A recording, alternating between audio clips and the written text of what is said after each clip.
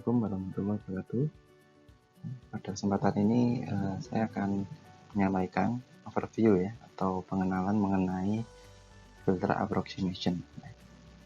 Filter approximation itu perkiraan ya. Approximation kan ini pemodelan atau perkiraan dari filter. Sebelumnya kita tahu bahwa ideal filter ini dia memiliki passband dan stopband, di mana transisi antara passband dan stopband ini dia direct. Di antara passband dan stopband langsung turun seperti ini. Tapi idealnya seperti ini ya. Tapi pada aplikasinya seperti ini, ideal filter seperti ini tidak mungkin diimplementasikan atau diaplikasikan. Ya. Untuk filter yang sederhana yaitu filter order 1, kita lihat antara passband dan stopband. Di sini terdapat transition band ya. Jadi transition band ini dia memiliki jeda antara pass dan stop, jadi tidak langsung ke direct ke frekuensi stopband ya. Untuk filter yang lebih besar ordernya, pada umumnya itu transition bandnya itu semakin cepat. Sebenarnya semakin cepat mendekati ideal ya. Kemudian ada karakteristik yang lain, yaitu adanya ripple di passband dan maupun di stopband.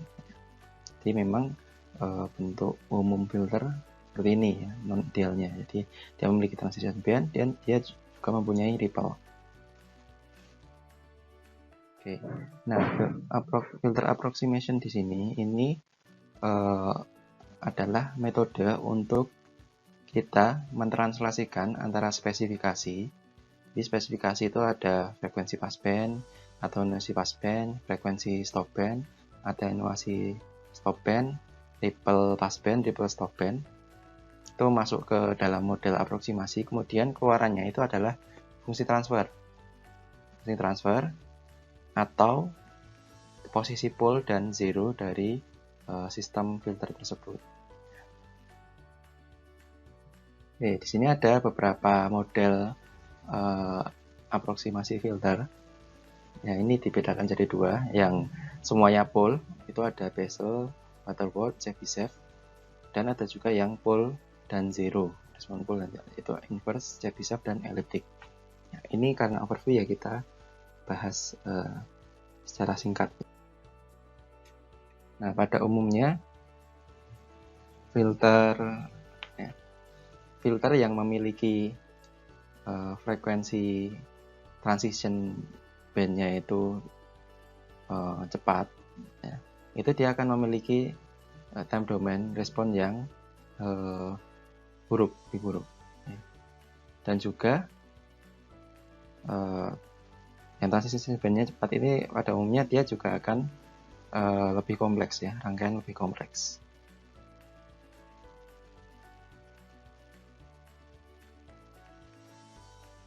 Rangkaiannya lebih kompleks, ordernya lebih tinggi, transition bandnya lebih cepat ya, lebih singkat, lebih curam.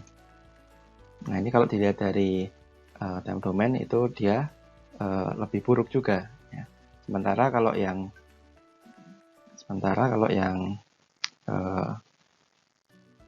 transition bandnya lambat itu time domain responnya lebih bagus ya.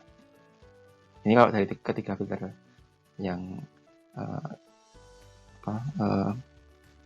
yang respon pole-nya Bessel, Butterworth, Chebyshev ini seperti ini. Jadi Bessel memiliki transition bandnya paling lambat, kemudian Chebyshev yang paling cepat, tapi paling bagus time domain responnya Bessel. Oke, kemudian kita bahas 5 filter tersebut.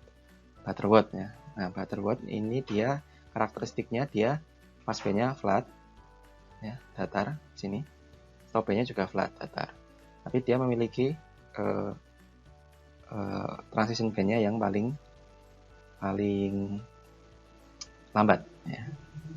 Ini adalah fungsi transfer dari Butterworth. Nanti kita akan gunakan saat pemodelan aproksimasi Butterworth ya.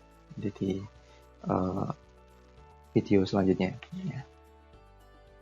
Kemudian Chebyshev filter ini memiliki passband yang memiliki ripple, passbandnya memiliki ripple, kemudian stopbandnya itu flat. Tapi secara umum transisinya itu lebih cepat daripada Butterworth. Ini fungsi transfernya seperti ini. Dia memiliki dua bagian ya, antara di omega dikurang dari omega passband dan omega lebih dari omega passband. Oke, secara umum kelima filter itu seperti ini ya. Di Butterworth memiliki respon yang flat, Chebyshev memiliki ripple di passband, inverse Chebyshev itu kebalikannya Chebyshev, yaitu ripple-nya itu di stopband.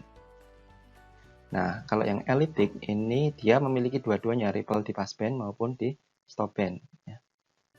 Kemudian bezel ini sama dengan Butterworth ya, tapi justru malah lebih lambat ya.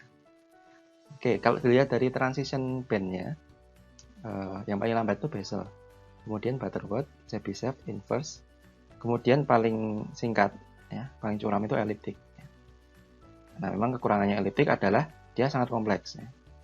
Lebih kompleks ya, istilahnya lebih kompleks daripada filter yang lain. Kemudian antara Butterworth dan bezel ya, dia lambat ya, dia transition bandnya. Cuma keunggulannya bezel ini adalah dia memiliki constant group delay yang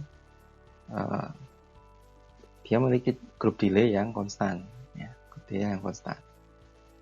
Oke, jadi kelima mana yang lebih baik ya, ini tergantung dari aplikasinya. Jadi kalau kita ingin mencapai flatness dari respon frekuensi, contohnya adalah audio ya. Audio itu kita ingin responnya saat passband itu dia flat ya. Jadi antara frekuensi misalkan 2000 dengan frekuensi 10.000 Hz itu flat. Jadi nggak naik turun. Nah itu sebaiknya pakai Butterworth. Kemudian kalau kita butuh sharpness transition atau transisinya cepat, itu ya tentu kita bisa pakai Chebyshev, paling bagus elliptic. Contohnya apa? Contohnya misalkan modem. Modem itu dia memfilter frekuensi tertentu yang biasanya narrow ya, sempit. Nah itu kita bisa pakai yang aproksimasi yang sharp ya. Transisinya sharp. Kemudian kalau kita butuh constant delay ya, jadi delay kalau kita lihat respon dari fasanya, tadi yang slide sebelumnya itu respon adalah respon magnitude. Nah kalau dari respon fasanya ini bezel itu flat ya, di passband. Jadi delaynya dia konstan. Ini misalkan aplikasinya di filter untuk analog video. Jadi dia frekuensi bandpassnya itu lebar, analog video ya. Nah dia butuh agar frekuensi yang datang, sinyal dengan frekuensi yang datang itu dia sama semua delaynya. Jadi perlu konstan delay, maka perlu filter bezel. Oke, selanjutnya nanti kita coba untuk turunkan ya, fungsi transfer itu melalui salah satu model dari filter approximation ya. Jadi kita dapatkan spesifikasi, kemudian kita dapatkan fungsi transfer ya, di video selanjutnya. Oke, mungkin itu overview dari filter approximation. Terima kasih.